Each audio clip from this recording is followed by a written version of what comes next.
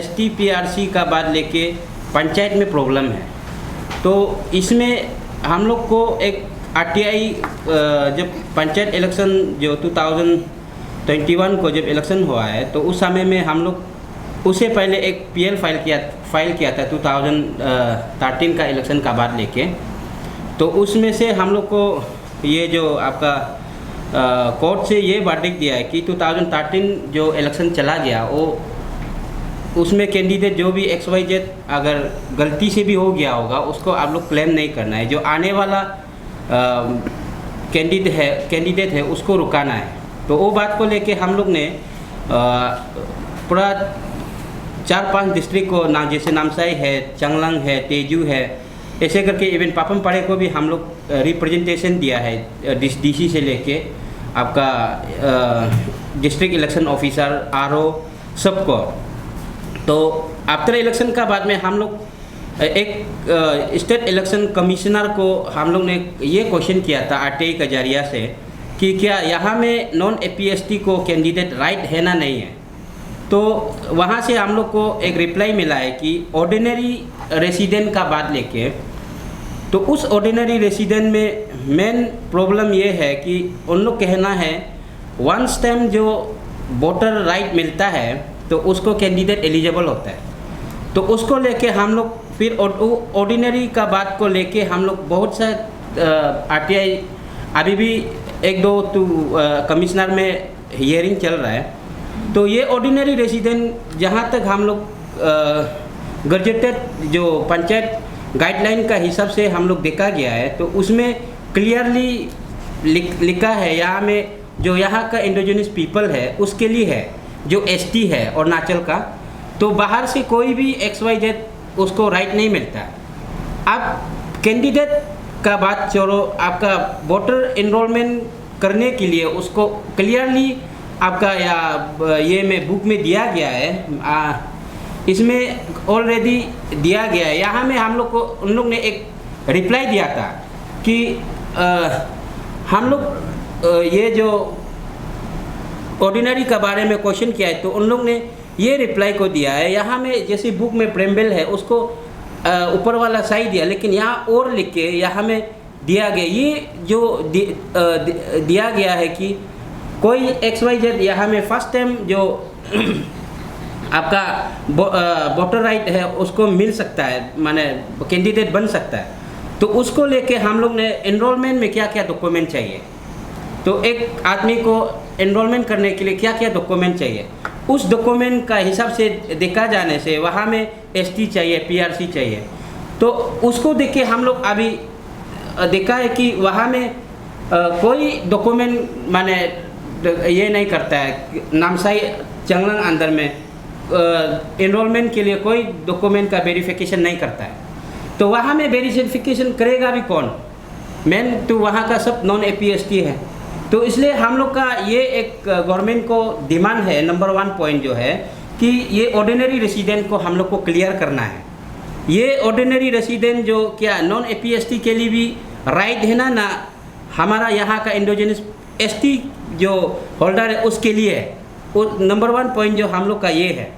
उसका बाद number 2 point है हम लोग डिस्ट्रिक्ट स्टेट इलेक्शन कमिश्नर से लेके डिस्ट्रिक्ट इलेक्शन ऑफिसर को लेके आपका RO तक हम लोग ने ये माना किया था कि नॉन APST को पार्टिसिपेट करने मत दो। यहाँ में बहुत सा प्रॉब्लम हो रहा है कि आप चेकलिस्ट एटलीस्ट चेकलिस्ट बना के आप चेकलिस्ट का हिसाब से आप डॉक्यूमेंट को वेरिफिकेशन करना है, लेकिन वहाँ में दिखा है डॉक्यूमेंट हम लोग का पास ऑलरेडी हम लोग काले करके रखा है। वहाँ में सिर्फ टिकट लेके आओ, फॉर्म फिलअप किया, कैंडिडेट बना के रख दिया।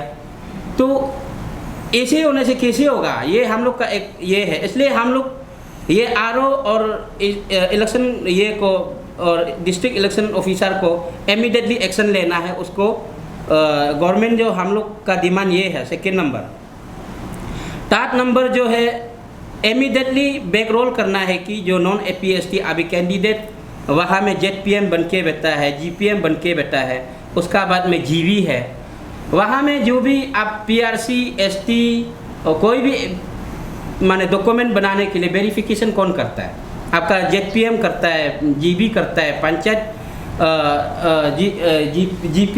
जीपीएम करता है। लेकिन वहाँ में हमने देखा है कि पूरा का पूरा आपका ये है, जीबी भी पूरा नॉन एपीएसटी है। हम लोग यहाँ पूरा डॉक्यूमेंट निकल के रखा है। हम लोग का ये डिमांड है कि स्टेट में एक कमिटी फॉर्म करना, कमिटी रहना बहुत ज़रूरी है। और हर डिस्ट्रिक्ट को आप इलीगल पीआरसी एसटी जो इशू कर रहा है उसको आप लोग चेक एंड बैलेंस करना है। नंबर 5 जो है कि आपका चौनामेन साहब जो है एक नॉन एपीएसटी है, उसको एसटी जगह में एंजॉय नहीं कर सकता है, क्योंकि वो उसका बाप ऑलरेडी गोहाई है। उसका बाप का नाम यहाँ में आप लोग को मैं दिखा दूंगा। ये उसका बायोडाटा है, हम ये करेगा। यहाँ में एक आपका एकेडमिक इलेक्शन एकेडमिक में लिखा है उसका बाप को लेट चोपोक गोहाइन, यहाँ में लिखा है। और ये जो है आपका 2019 का है। उसका बाद में ये एक एसटी है, इसमें लिखा है चोपोक मैन, ये एसटी है, एसटी सर्टिफिकेट है। उसका बाद यहाँ फिर एक एसटी सर्टिफिकेट है, यहाँ में लिखा है आपका Shri Chaunamen son of late Chopok Gohain. 2 ST है उसका पास में, चौनामेन साहब का एक है, ये है। उसका बाद पीआरसी में आप इसको क्या पड़ेगा हम लोग तो नहीं बोल सकते हैं। पीआरसी में उसका बाप का नाम लिखा है EW है ना P है, उसको नहीं बोल सकता है ना B है, मैन लिखा है। ये जो आपका पीआरसी है ये ऐसा करके डॉक्यूमेंट। और यहाँ में एक एकेडमिक है उसका है, ये आपका 2000 ये का है, इसमें लिखा है लेट चोपोक गोहाइन ए रेड मैन। एक आदमी का तो 2 नाम नहीं होता है, नंबर 1। उसका बाद यहाँ में लैंड अलॉटमेंट में वो लिखा है उसका बाप को चो को हटा दिया। यहाँ में श्री 2000 आपका ये में आपका 9 में उसका बाप ले दे, लेकिन यहाँ में 17 में लिखा है श्री, यहाँ में जिंदा करके रखा है। पोक गोहाइन मैन, चो को हटा दिया। इसे करके पूरा हर एक डॉक्यूमेंट में चौनामेन साहब का गड़बड़ है। तो इसलिए हम लोग का ये 5 नंबर क्वेश्चन, ये जो डिमांड जो है कि उसका बाप को वो क्लियर करना है। असली बाप कौन है, मैन है ना गोहाइन है, उसको हम लोग को क्लियर करना है। उसका बाद आप गोहाइन है तो गोहाइन तो आपका ताई ओहम में आता है। ताई ओहम का आप हम लोग यहाँ में ताई कामती का बाद लेके एक RTI जारी किया है।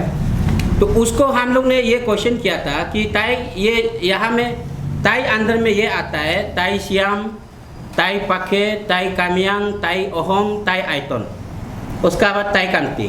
तो ये 6 माने ये को आप यहाँ में अरुणाचल में ST राइट देना नहीं है। तो गवर्नमेंट का ये कहना है कि ताई कामती को यहाँ में ST राइट है, लेकिन यहाँ जैसे कि ताई श्याम है, ताई फाके है, ताई काम्यांग है, ताई ओहम है, ताई आयतन है, ये लोग असम का है, उसको यहाँ में राइट नहीं मिलता है। और ये गोहाइन जो है कि ताई ओहम में आता है। ताई ओहम में ये जो आपका ये का है, सुदिया का है। सुदिया माने ये का ताई सुदिया गोहाइन मानता है उसको।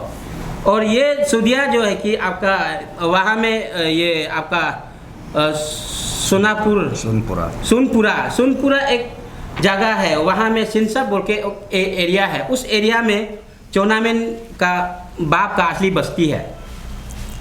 तो उसको लेके हम लोग का ये अभी डिमांड है कि वो एक ये है गोहाइन है, एक नॉन APST है, उसको किस लिए यहाँ में राइट दे रहा है। इसलिए चौनामेन साहब को इमीडिएटली अभी ये से MLA से हटाना है, उसको रिमूव करना है, उसको एलिजिबल नहीं है जहाँ ST, क्योंकि आपका चौकम तो ST कोटा है, वहाँ में नॉन APST का कैंडिडेट राइट नहीं है। ये है हम लोग का डिमांड।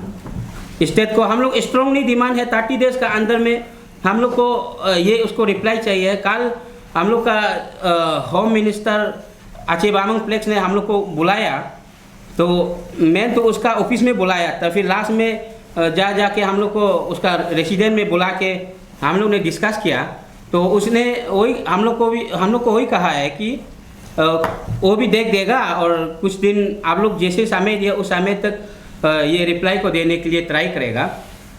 तो उसको हम लोग का यही एक ये है, उसको इमीडिएटली स्टेट गवर्नमेंट जो है कि इनिशिएटिव लेना है, यही इसके लिए हम लोग आया है।